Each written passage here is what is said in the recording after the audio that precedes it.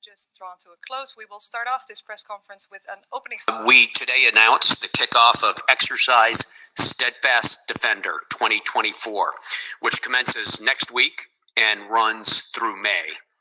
Steadfast Defender 24 will be the largest NATO exercise in decades, with participation from approximately 90,000 forces from all 31 allies, plus our good partner, Sweden. The alliance will demonstrate its ability to reinforce the Euro-Atlantic area via transatlantic movement of forces from North America. This reinforcement will occur during a simulated emerging conflict scenario against a near-peer adversary. Steadfast Defender 24 will be a clear demonstration of our unity, our strength, and our determination to protect each other, to protect, of course, our values and the rules-based international order. Industrial base that is able to produce weapons and ammunition fast enough. Sorry, the big difference with a year ago, I would say, Terry, is that... Listen carefully to the general. This is the actual general that's going to speak on it, all right? He's the head of NATO, this guy here, all right? There's a lot of things that have happened in the armed forces and in the defense organizations. What hasn't happened is in our societies, the understanding that it is more than the military that has to be able to operate in a conflict or in a war. It is the whole of society that will get involved, whether we like it or not. That realization, we didn't talk about that much a year ago. If you look back to last year, what has happened in our alliance with regard to the battle groups that we set up, if you look back to the training, the fact that we now have Steadfast Defender with 90,000 troops, that is a record number. That is a record number of troops that we can bring to bear and have an exercise with in that size. Across the alliance, across the ocean, from the US to Europe, in Europe. That is a big change.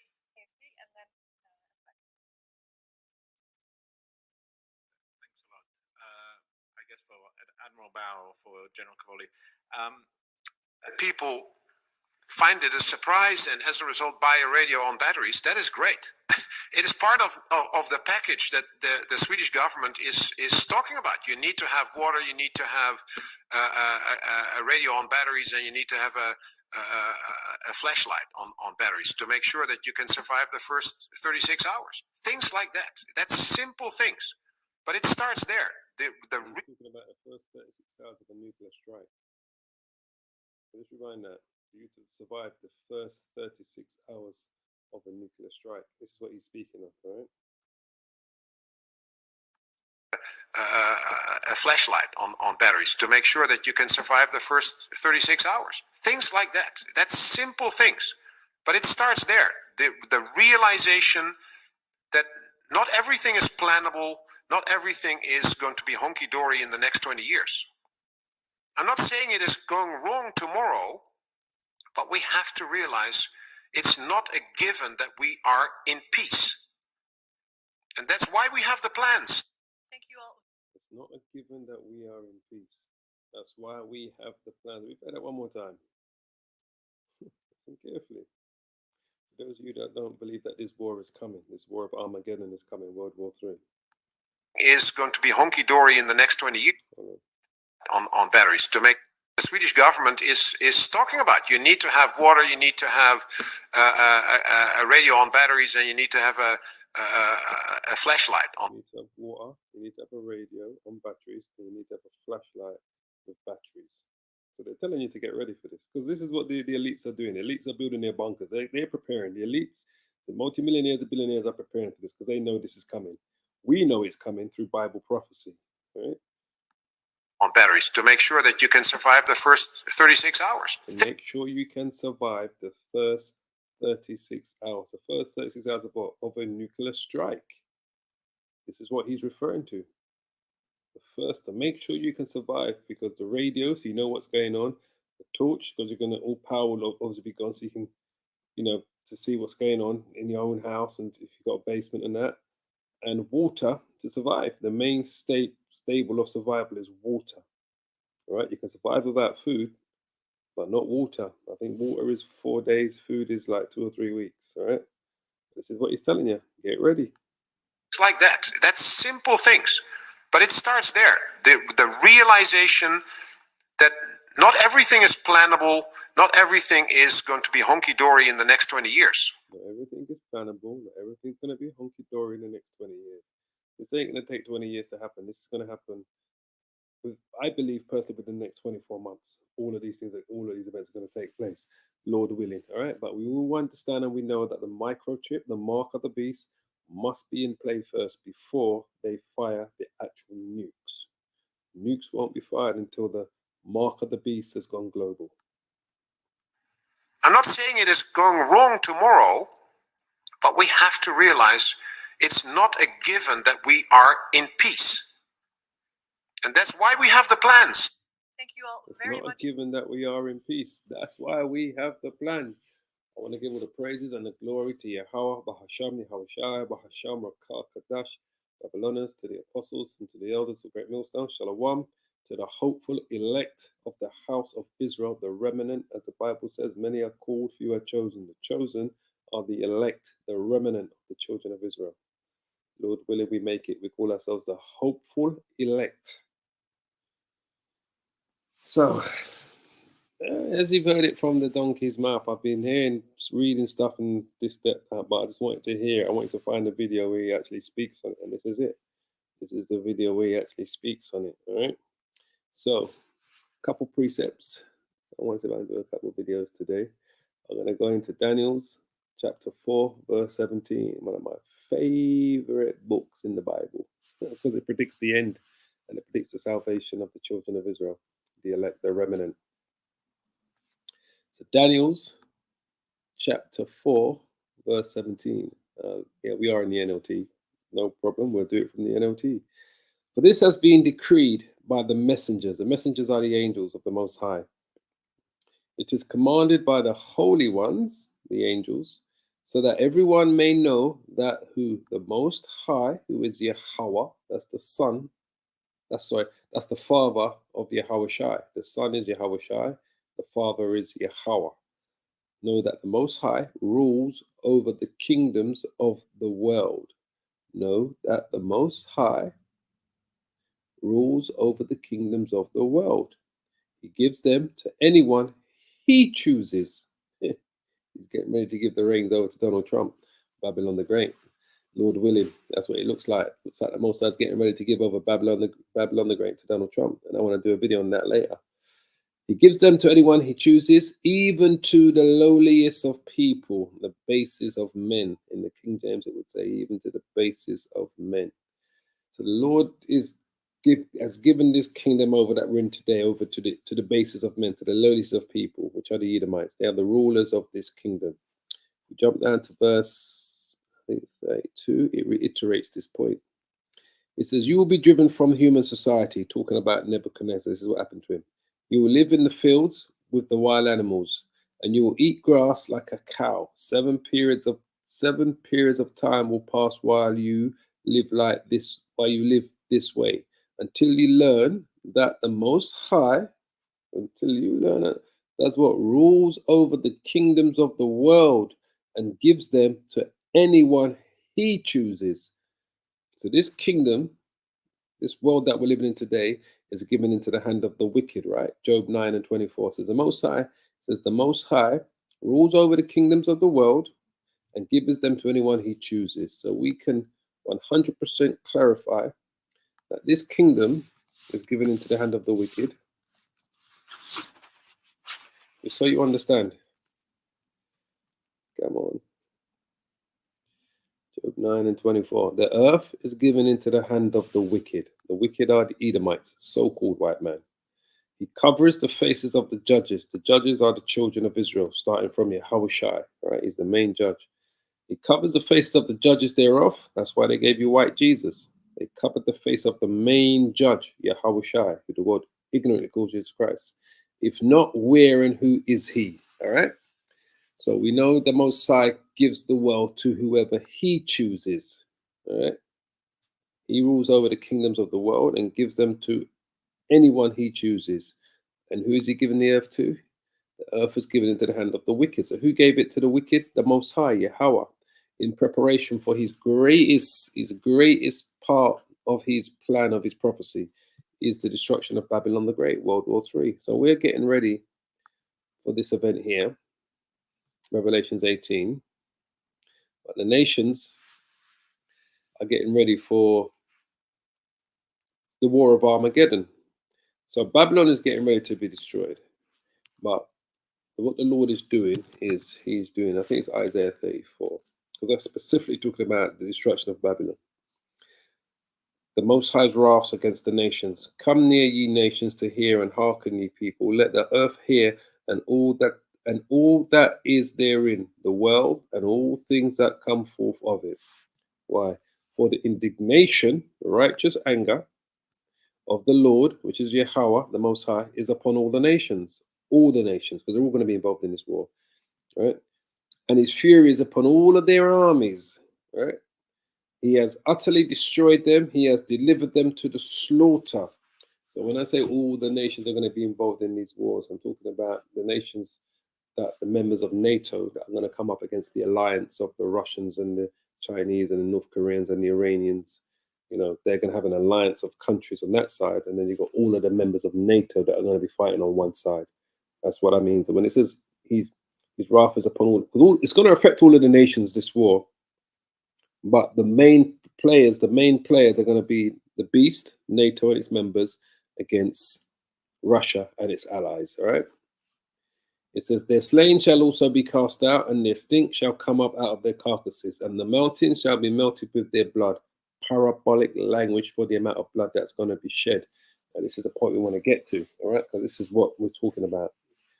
This is what that NATO general is telling you to get. He's telling you to get ready for Isaiah 34 and 2. This is what the NATO general is telling you to get ready for Isaiah chapter 34, verse 2. And all the host of heaven shall be dissolved, all right? And the heavens shall roll together as a scroll. So this is Isaiah prophesying and speaking on a nuclear destruction. The heavens, all the heavens, says all the hosts of heaven shall be dissolved, all right? So these are going to be the missiles. And the heavens shall be rolled together as a scroll, mushroom cloud from a nuclear destruction. And all their hosts, all their armies shall fall down. They're going to fall down. All of the armies are going to fall down from this. But this is going to be the one that's going to take out armies and battalions and cities and countries around the world. All right, but mainly between Babylon, Israel, the Middle East, and Russia. And all their hosts shall fall down, as the leaf falleth off from the vine, and as the falling and as a falling fig from a fig tree. All right. So this is what the Lord's getting ready. He's getting ready to create these mushroom clouds, which is going to be the heavens rolled together like a scroll from these nuclear missiles. For my sword, the Lord's sword are the missiles. The Lord's sword is the wicked. The wicked is in Psalm 17, right? I'll come back to that. It's Psalms, just so you can understand what's going on in Psalm 17. I think it's Psalm 17. Oh, my ways. Psalms 11:10. No, here it is, 13. Psalms chapter 17, verse 13. Arise, O Lord, disappoint him. Disappoint who? Esau, Edom, the Edomites, the so-called white man. Cast him down. He's getting ready to cast him down with these nuclear missiles. Deliver my soul, the elect, the remnant of the children of Israel, from the wicked. Who are the wicked? The wicked are the Edomites, so-called white man, the earth given the hand of the wicked, which is thy sword. So Esau is the Most High sword. And he's going to use Esau to, where was we? It was here. He's going to use Esau to fire his sword on each other. For my sword shall be bathed in heaven, which are the missiles. All right. Behold, it shall come down upon Idumea. Idumea is a Greek word for Edom. America is also symbolically known as Edom and Idumea, because Idumea is a Greek word for Edom. So it says, his sword shall be bathed in heaven, right? Behold, it shall come down upon Idumea. So these missiles, these nuke are going to come down upon America. And upon the people of my curse, that's the wicked, to judgment. That's who the wicked is. The wicked is the Lord's, are the Edomites. Those are the people of the Lord's curse. It's a judgment. But this is the final judgment. The sword of the Lord, the missiles of the Lord, is what is filled with blood. It is made fat with fatness, and the blood of lambs and goats with the fat of the kidneys of the rams, all parabolic language for the amount of blood that's going to be shed. For the Lord has a sacrifice in Bozrah, America. This was the ancient capital for ancient Edom. This is talking about modern Edom, symbolic Edom, America, the so-called white man's stronghold. For the Lord has a sacrifice in Bozrah and a great slaughter in the land of Idumea, the Greek word for Edom, talking about America. So Bozrah is talking about America. Edom is talking about America. Bozrah used to be the capital for ancient Edom. This is now talking about modern America, right? This is what it's talking about. And the unicorn shall come down with them, right? And the bullocks and the bulls. And their land shall be soaked with blood, literal blood. And their dust made fat with fatness. Why?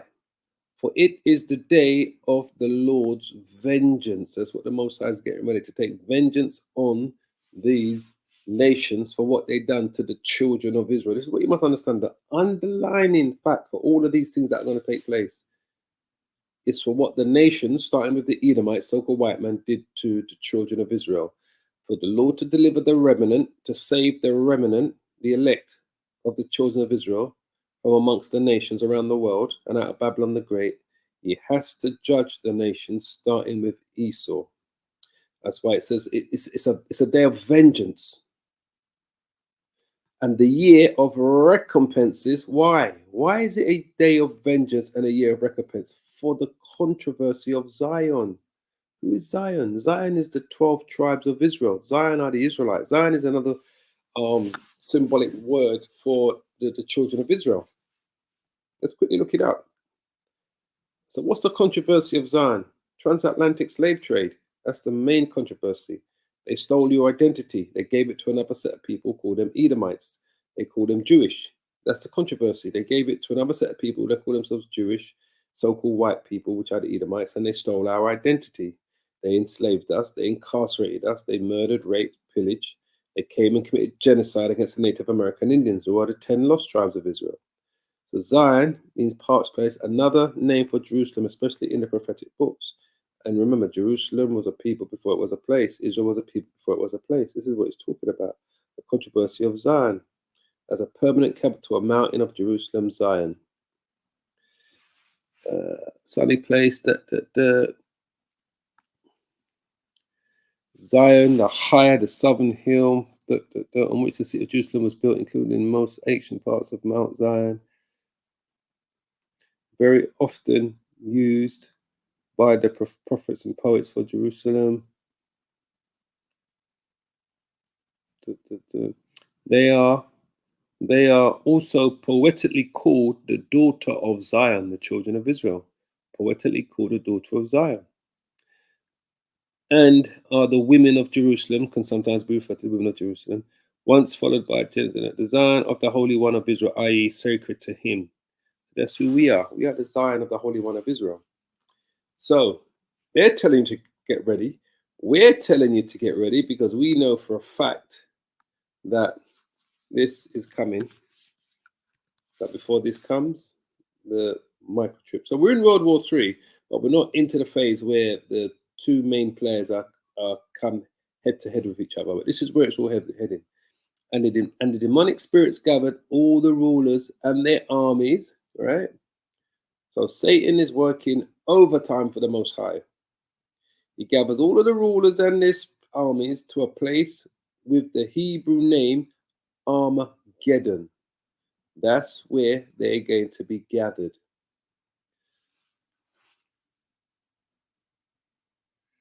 That's what it says there. Look, I will come as unexpectedly as a thief. That's Yahushai. Blessed are all who are watching for me. We are watching for the Lord, and we are warning and we are watching. Who keep their clothing ready. Right? What's that? What's the clothing? This is this word, this truth. This is what we're going to be clothed with is this truth. This is what's going to protect us, is this truth. Understanding who the true power is, who we are as a people, as a nation, who keep their clothing ready so they will not have to walk around naked and ashamed. So when this day comes, it's not going to come as a thief to us and not a surprise, because we know the day is coming when the nations are going to go to war in a place called, in the Hebrew tongue, Armageddon. And the word Armageddon means what? Means mountain of troops. Let's quickly look it up. We're going to close on that. Ha means mountain. Giddon means troops. Strong's G 717, Harmageddon. Harmageddon. It translates the name Harmageddon, i.e. hill, as R is the city of Megiddo. Let's see what it says down there. Let's see what we go to. Okay, because it's a two-word, I forget what they call, like a two-word syllable. There's a name when they say that. I may pronounce it wrong. So Har, there you go, mountain. That's the first part of the word. Strong's H 2022. Hair. Hair. Here, mountain, right? Or mount. That's the first part. I forget what they call these words, a two-fingered word.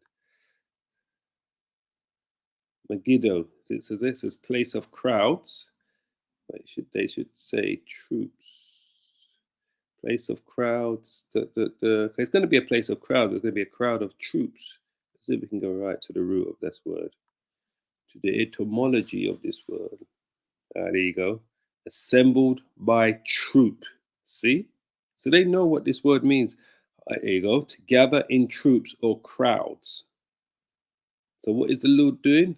He's gathering the nations. Is it this one? Yeah. What did the Lord say he's going to do? It says, come near, ye nations, to hear, and hearken, you people. Let the earth hear and all that is therein, the world and all the things that come forth of it. For the indignation of the Lord is upon all of the nations, and his fury is upon all of their armies. He has utterly destroyed them, and he has delivered them to the slaughter. So the Lord is gathering all of the nations to deliver them to the slaughter. To gather in troops. That's what the word Harmageddon means. Mountain of troops. That's where it's going to, and that's what we're going to see, a mountain of troops take place. So anyway, I'm going to leave it there. It's a short one. I just kind of want to bring it out. And I want to do another video as well to do with the predictions of The Simpsons for 2024, because I find that compelling. There were some things that we all know, like I said, these guys have got these things planned. But I'm going to do a short video on that in a little while and bring out a few precepts. So pray you're edified. I want to give all the praises and the glory, as we like to say, to Yahweh, Bahasham. We'll come back to you later, Nero. What is it? Let's see. I want to give all the praises and the glory to Yahweh, Bahasham, Yahushai, Bahasham, Makar, Kodash, double honors to the apostles and to the elders of Great Millstone. Yahweh is the name of the Most High God. Yahushai is the name of the Son, who the world ignorantly calls Jesus Christ. Double honors to the apostles, to the elect, the hopefully elect. Shalom to the hopefully elect, should I say, of Israel. As I always have to say, keep praying, keep safe, repent, and hold on to this word, because we are at the door. It's not going to take 20 years, boy. It's not going to take 20 years. This thing, I believe, is going to happen within the next 24 months. Maybe less, maybe a little bit longer, but it's not going to be 20 years. We're not going to be sitting there for 20 years waiting for these Edomites to fire nukes on them. It's not. This thing's going to happen. They should have put the 0 in front of the 2 and said in the next 2 years instead of 20 years. All right? So, shalom, shalom, shalom.